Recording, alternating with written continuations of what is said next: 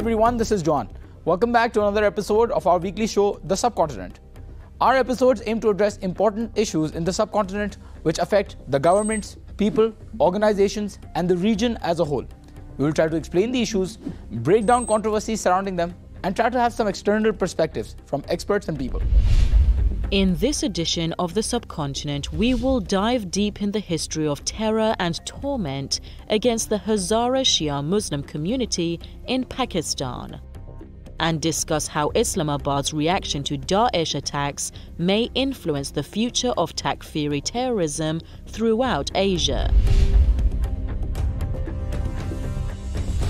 Takfiri terrorists have recently leveled up their scale and frequency of attacks in the western edge of the subcontinent. Active mainly in Afghanistan and Pakistan, these Daesh followers, or the so-called Khorasan ISIS, have a long history of targeting Shia Muslims in the region, particularly the Hazaras. The latest bout of terror attacks against Hazara Shias has put Pakistan in the spotlight again over its lack of capabilities or resolve to protect its minority communities against the extremists. This year started with yet another horrid tragedy for Pakistan's Hazara Shias, a Muslim minority in a country made for Muslims. The deadly attack occurred in the early days of January when terrorists slaughtered a group of Hazara people who were working as miners in Mach, an area 17 kilometers east of Quetta, the capital of Pakistan's southwestern Balochistan province. The gunmen abducted the coal miners and took them to nearby mountains. Then they blindfolded them, tied their hands behind their backs, and opened fire at them from close range. Most of the victims' throats were also cut. Daesh Takfiris, or ISIL, later claimed responsibility for the attack through its communication channels.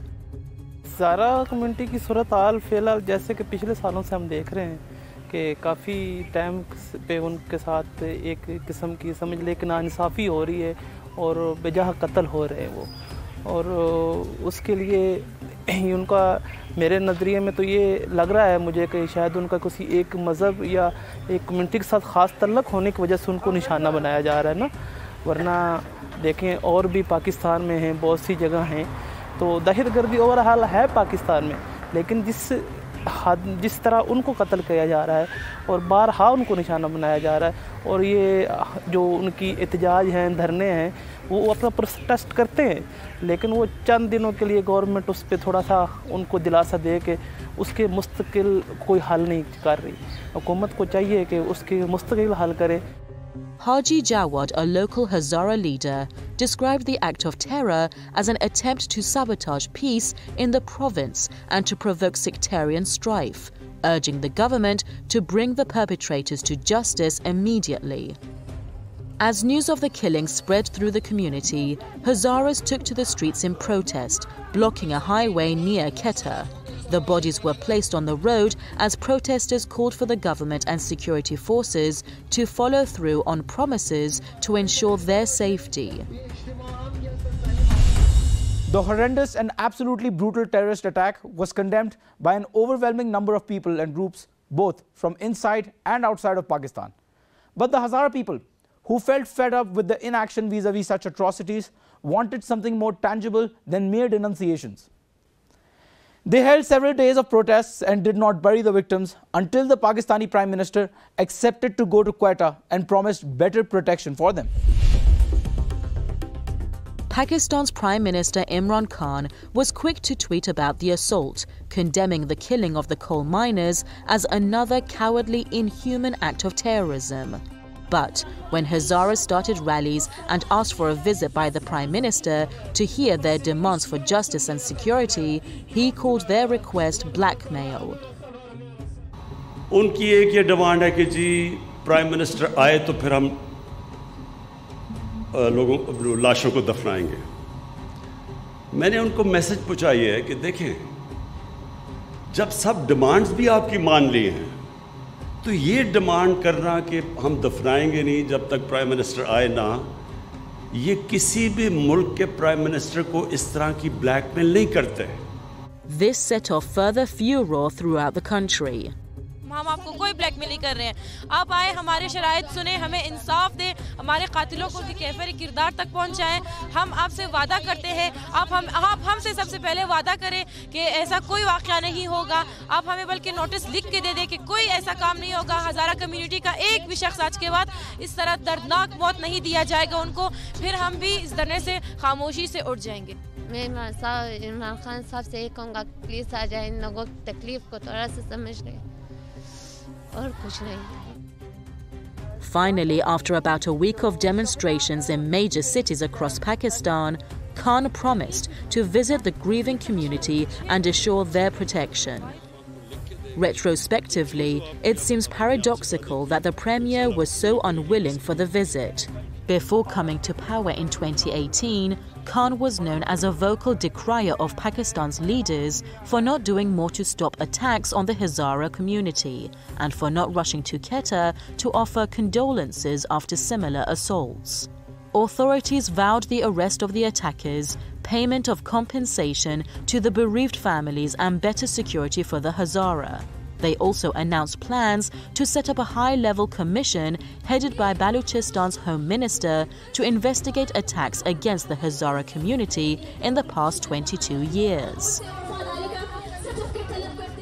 Demand वो यही कह रहे थे कि हर बार कोई नुमाइंदा भेज दिया जाता है हुकूमत की तरफ से, जो भी मौजूदा हुकूमत आती है, बाकी उनकी तरफ से यकीनदानी करा दी जाती है कि जी आपकी जो डिमांड्स हैं, क्या नाम है, ये कत्लेआम वगैरह ख़त्म हो जाएगा और कातलों को कैफर किरदार तक पहुँचाया जाएगा।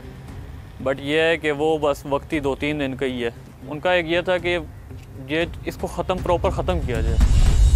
The name Hazara is said to be derived from a phrase which used to mean happy and sublime heart. After decades and even centuries of agonizing alienation, these Persian-speaking Shia Muslims still have sublime hearts, but they are not happy. They mostly live in 2 fortified enclaves in Quetta, home to more than 600,000 Hazaras, whose Central Asian features make them an easy target for Takfiri attackers who consider them heretics. Having a history of persecution by fanatics, Hazaras are of the view that they are living as prisoners in Quetta. These hardworking and talented people who have excelled in society when given any chance are living in a precarious situation. They hardly can exercise their fundamental rights as human beings. They can't move freely and have to restrict their daily activities to specific areas because almost nowhere is safe for them. The prevailing situation of fear due to back-to-back bombings, shootings and suicide attacks has displaced many of these frustrated people across the country and forced many others abroad. In the past several decades, thousands of Hazaras have been killed by Takfiri ideologues in Afghanistan and Pakistan, the likes of Lashkar-e-Jang or Daesh Khorasan.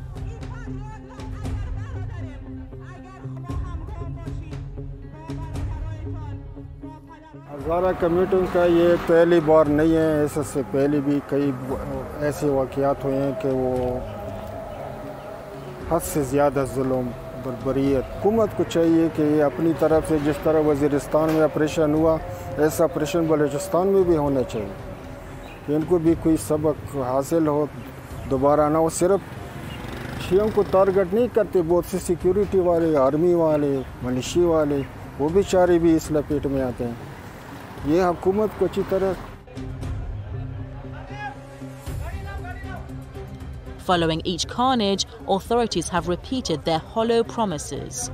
Hazaras have heard it all. They want concrete plans for reform and rehabilitation.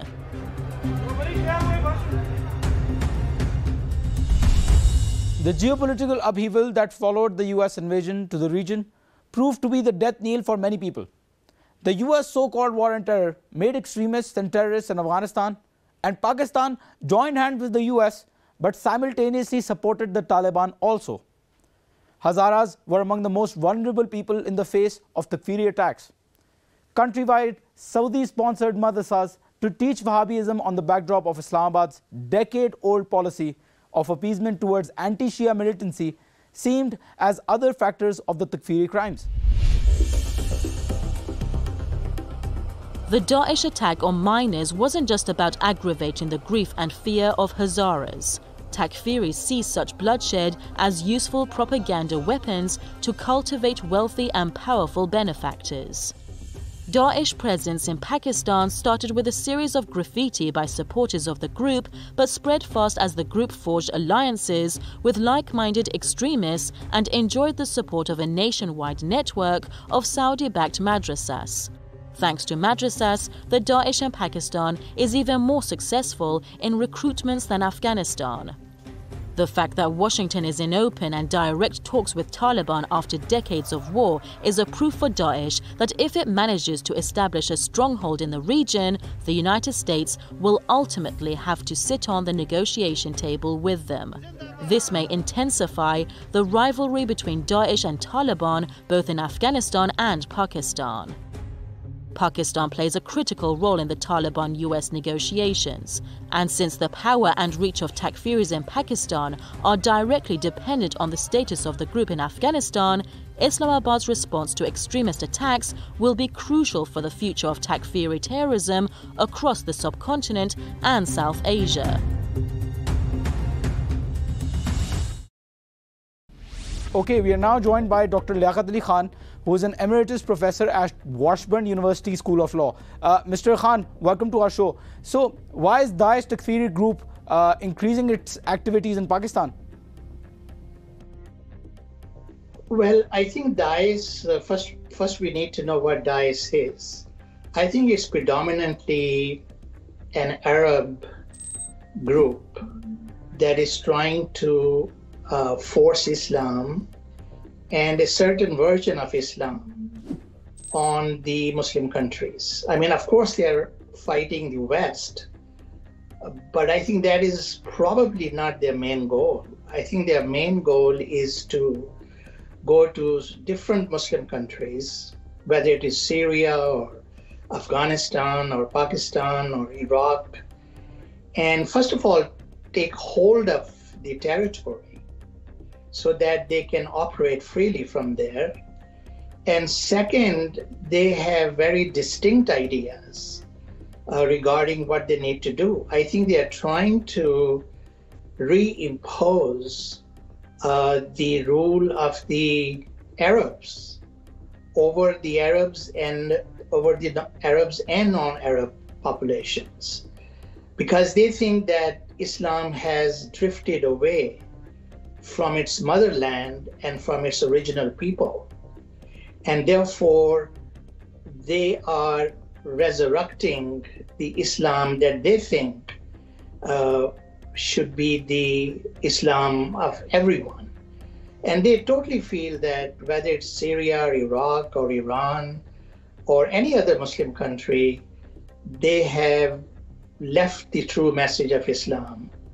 And therefore, they need to reimpose, even by force, on the populations living in Arab and non-Arab countries. So I think they feel that Pakistan, because of its size, and also because it has nuclear weapons, it needs to come under the influence of ISIS. And I think they have found a way to, to pursue that mission. So they are in Afghanistan, which is totally in chaos. And I think they're going to operate from Afghanistan until they have a strong foothold there, which they already do.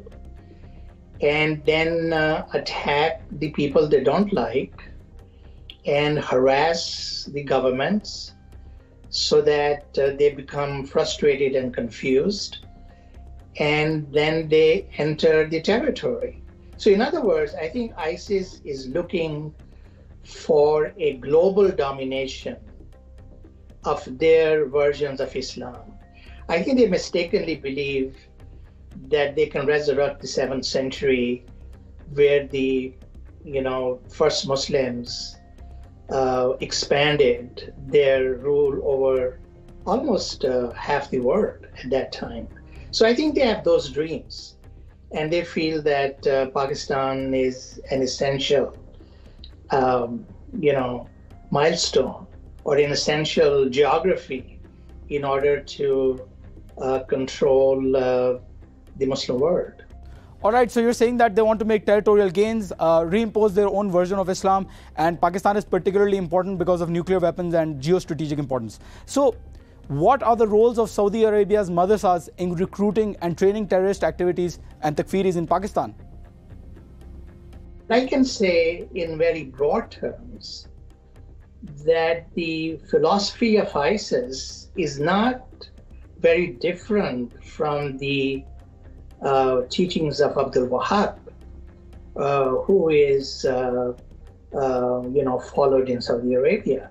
And I think again the mission is to go back to the first 50 years of Islam, which was predominantly Arab.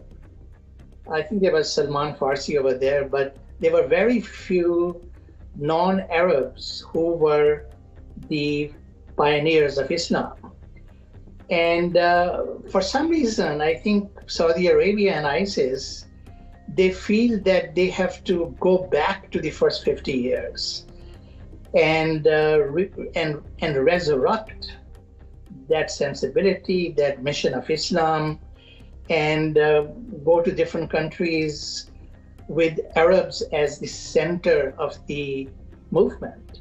And I'm not sure if that can be done now. I think Islam has moved away actually for miles and intellectually and otherwise from the original 50 years, even though the Quran and the Prophet, they're still authentic and they are still part of Islam and the central part of Islam. But I'm not sure if the first 50 years can be resurrected in its entirety. All right, Mr. Khan, let's just go and take a quick look at how global media has covered this issue, and then we can continue. Pakistan is home to 220 million people, almost all of whom are Muslim. It is also home to one of the largest Shia populations in the world, as an estimated 20% of Muslims there are Shia. At Wadia Hussein graveyard, red flags are planted by the graves of observant Shia Muslims who have died in targeted killings, guns or bomb attacks. Since 2001, more than 2,600 Shia Muslims have been killed in violent attacks in the South Asian country, according to the South Asia Terrorism Portal Research Organization. This year has seen an uptick in targeted killings against Shias. The persecution of the Hazara community dates all the way back to the 16th century and the reign of the Mughal Emperor Babur in the region. And the cause behind this targeting of the community, which by the late 19th century had become full-blown ethnic cleansing, is underscored by Emperor Babur in his memoirs Baburnama. The Mughals targeted Hazaras for their Twelver Shia religious identity and Mongol heritage. Half a millennium later, it is the same ethno-religious combination that is being used to fan genocide of the Hazaras. For 22 years, our demands are the same, that our killers are arrested, that their facilitators are arrested, and those who lead them be arrested. It is not so difficult to understand this. If the rulers do not understand this, then I do not know what their compulsions are that they cannot act against those who lead these terrorists, nor can they act against the attackers themselves, said Said Muhammad Raza, a local leader of the Shia Muslim Majlis Wahdat-e-Muslimin MWM political party.